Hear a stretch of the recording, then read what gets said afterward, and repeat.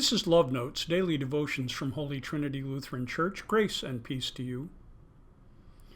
We continue in our journey with Augustine of Hippo by again hearing from his confessions.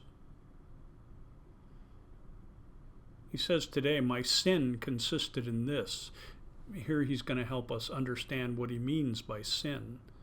That I sought pleasure, sublimity, and truth, not in God, but in his creatures, in myself, and in other created beings. Everything from addictions to pride to violence and rejection, where we justify ourselves at somebody else's expense.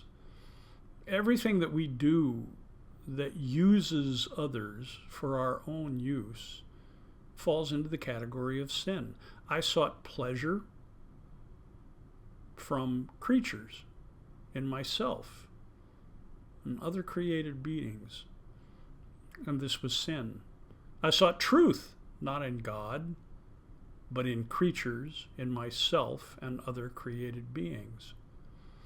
You see, that's the relationship that sets up how we use others, and we use other things to satisfy ourselves, to gain pleasure, to feel better about ourselves, to justify ourselves.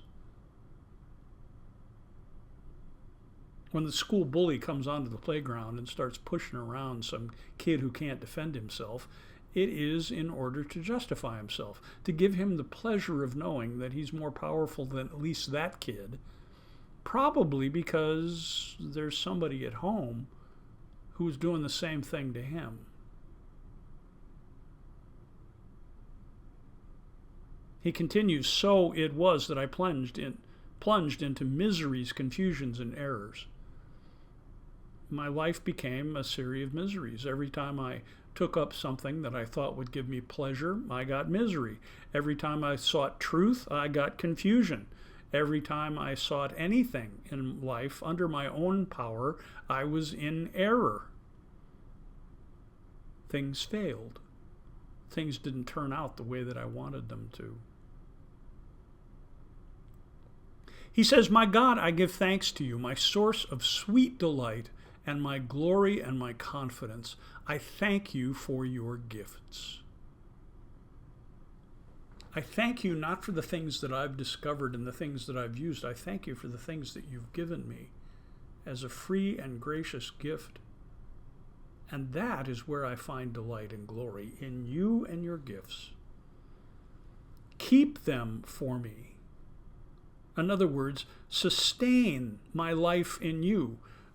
Keep hold of the gifts that you've given so that I don't squander them away as I run around looking for other things. Keep them for me, your gifts, for in this way you will keep me. The talents you have given will increase and be perfected, and I will be with you, since it was your gift to me that I exist.